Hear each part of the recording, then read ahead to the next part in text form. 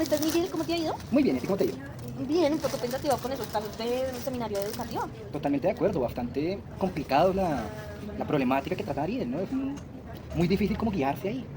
Bastante, y más por temas de ser de otras culturas, ¿no? O sea, estamos acostumbrados acá en la ciudad, se manejan ciertas cosas, pero culturalmente, en tribus y demás, no sabemos bien en estos contextos cómo actuar. Totalmente de acuerdo, incluso en muchas ocasiones falta como capacitación de los mismos profesionales que van y aplican pues intervención o que están literalmente conviviendo con la comunidad. Y mira que eso es lo que dices, es muy importante porque muchas veces en ese tipo de situaciones pensamos es el hecho como el actuar, más no como yo como profesional también debo tipo educarme. Si yo no sé de esto, debo saber por lo menos cómo llegar a instalarles a ellos otro tipo de enseñanzas que no sean ajenos a lo que ellos ya tienen. Incluso ahí tocas un tema muy importante y es que la capacitación que nosotros mismos tenemos es crucial y saber en qué contexto nos vamos a desenvolver. Porque si no sabemos, por ejemplo, en su cultura, si tienen alguna creencia religiosa o alguna práctica muy marcada, pues vamos a terminar interfiriendo con ellos, generando conflicto con ellos, que es lo último que queremos, ya que queremos buscar apoyo. Y mira que eso, si lo relacionamos al caso, ahí es donde nos metemos con la entidad, porque si bien la entidad en ningún momento le especificó a ellos, a él, discúlpame, a él. O sea, la ONG le dijo, tú vas a hacer él era un interventor, o qué era, ¿tú me puedes corregir? Sí, eran un interventor. Interventor, pero no le dieron entonces esa guía de qué era lo que tenía que hacer literalmente, más allá de ser un interventor, contextual esta situación.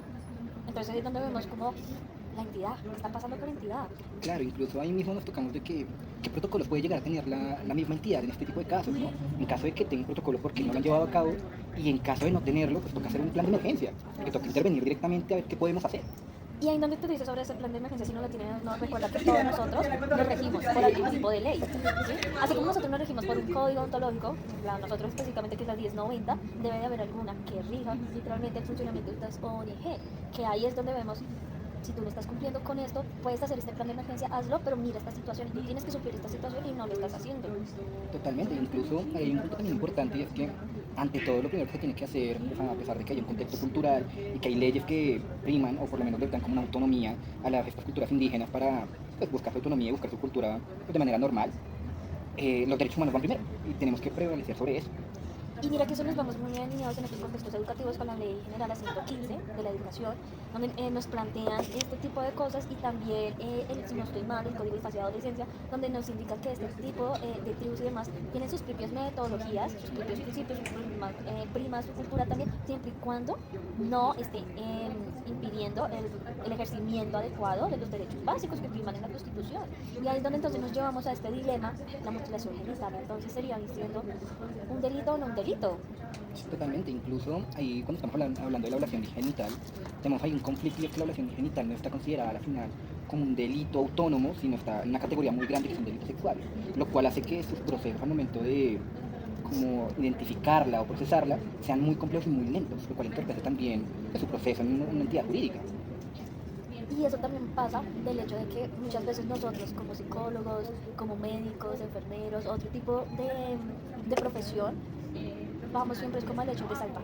Como que lo que importa para nosotros y que es así, es como ayudar a las personas, ¿no? Pero entonces muchas veces cometemos faltas a ese código ético que nos rige a nosotros porque no estamos siendo un poquito más metodológicos. Total, incluso si nos vamos por ese lado, tenemos problemas éticos como por ejemplo el del mal menor.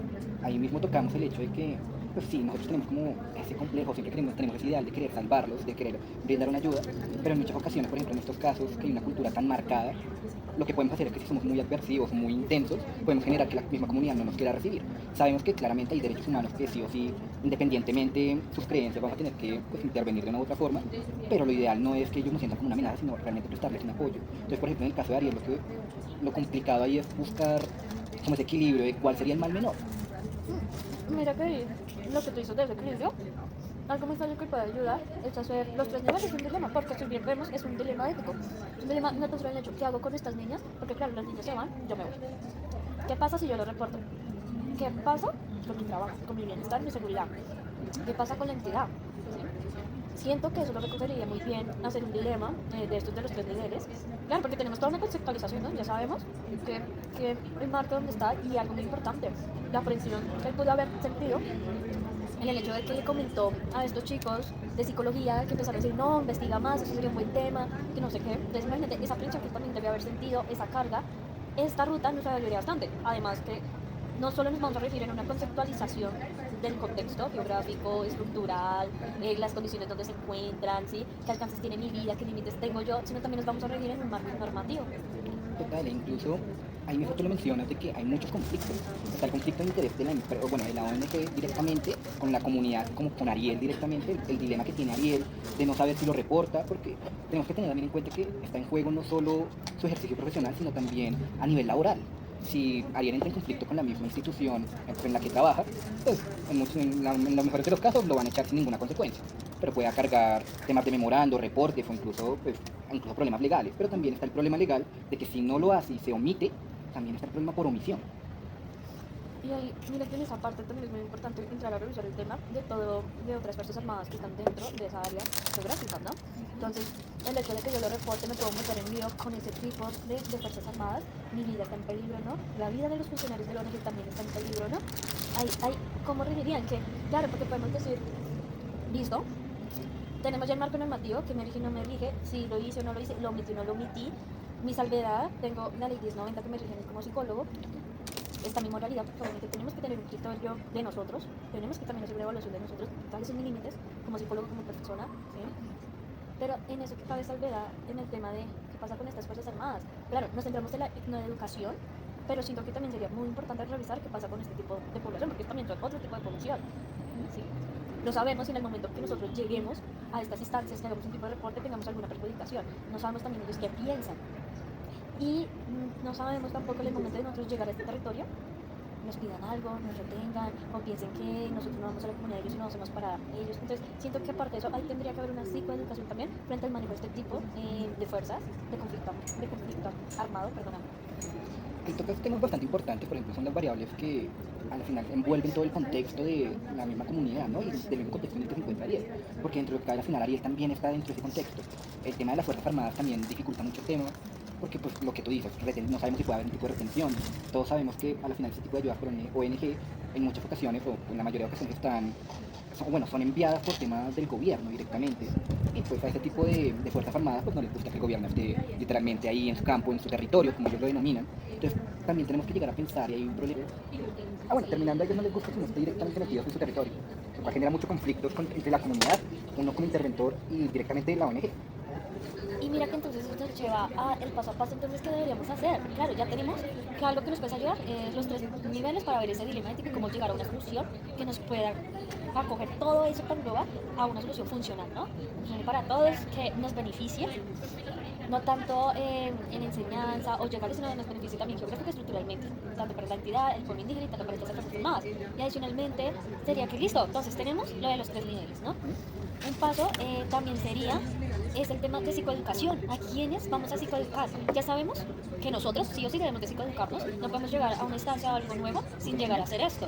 Otro sería, a estos pueblos indígenas tenemos que psicoeducarlos, pero tenemos que hacer un análisis, ok, si esta ONG ya implementó algo, si no, ¿qué podría ayudar? Si les funcionó o no les funcionó. Si no les funcionó, ¿cuáles fueron esas limitaciones, no? Siempre apuntando que lo que vayamos a dar sea lejano a los previos conocimientos que ellos tienen, que sea homogéneo. Psicoeducar también es necesario a las Fuerzas Armadas. Yo siento que muchas veces nos centramos como en estas Fuerzas Armadas como mi vida. Sí, mi vida, ¿hasta dónde va? ¿Qué límites tengo yo como profesional? ¿Hasta dónde puedo llegar yo? ¿Qué implicaciones tenga que yo me relacione con ellos? Pero también es muy importante es que estamos teniendo un juicio ahí de momento de valor porque nos estamos conociendo ya en primera instancia un diálogo, no sé, con el líder o algo. ¿Cómo podemos llegar a estas instancias y psicoeducarlos? Hey, listo, tú tienes tu tema político, lo que sea, pero yo en este momento yo no estoy interesada en eso. Yo estoy interesada que tú también me des esa oportunidad de entrar siempre y cuando no esté atentando contra mí y los demás, ¿sí? Muchas veces es necesario también psicoeducar a estas entidades donde nos encontramos. ¿Por qué? Porque recuerda que muchas veces las ONG se especializan en temas específicos. Entonces, unas pueden que estén relacionadas con temas de violencia y sexualidad, ¿ya? Y solo se vayan en ese tipo de cosas. Entonces, para nosotros también como psicoeducativos es llegar como y a poquitos como, mira, no podemos hacer esto, podemos hacer esto, sí, como llegarles también a ellos. Recuerda mucho lo que nos dijo una compañera hace poco en nuestra última clase de educativa, no recuerdo el nombre puntualmente, que es cuando el mejor acuerdo se da cuando dos personas no quedan contentas, ¿sí? Las dos tienen que ceder, pero realmente no quedaron contentas porque tuvieron que dar ese paso también para poder llevar y mecanizar y dar un buen proceso a lo que ellos quieren dar. Totalmente de acuerdo, incluso tú mismo lo acabas de decir, lo que buscamos es el bienestar y lo que realmente debemos llegar es el punto medio entre todas las partes. Es imposible hacer que todo el mundo esté contento, todo el mundo esté de acuerdo con la solución o con la toma de decisiones que se están aplicando. Sin embargo, se tiene que llegar a un punto medio para buscar el mayor bienestar y el mayor beneficio para todas las partes.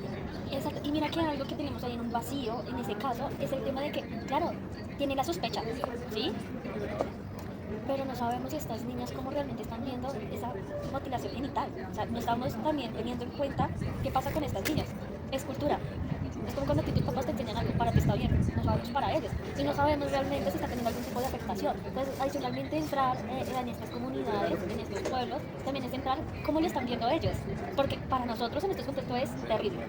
¿Cómo está pasando esto? Pero para ellos Sí, total. Ahí tocas el tema de lo que está normalizado, si lo tienen normalizado, porque es muy distinto desde toda la perspectiva que tenemos, para lo que ellos estén bien o estén mal, o sea normal, puede que para nosotros que vemos realmente es un marco más legal, un marco más de derechos humanos, está completamente erróneo esa práctica, pero tampoco podemos intervenir de manera súper agresiva, lo que tienen que hacer es esto, no lo podemos hacer, lo que tú dices es cierto, lo que tenemos que buscar es al final un acuerdo entre todas las partes, buscar una psicoeducación.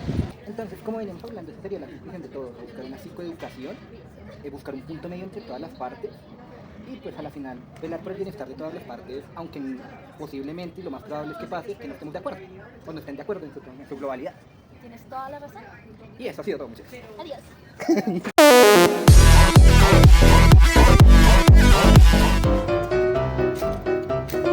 Ay, hola, ¿cómo estás?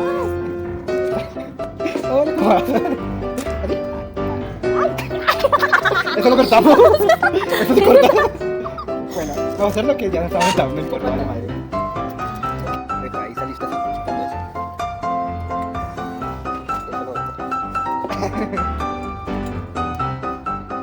Y yo creo que esa sería como la conclusión de todo.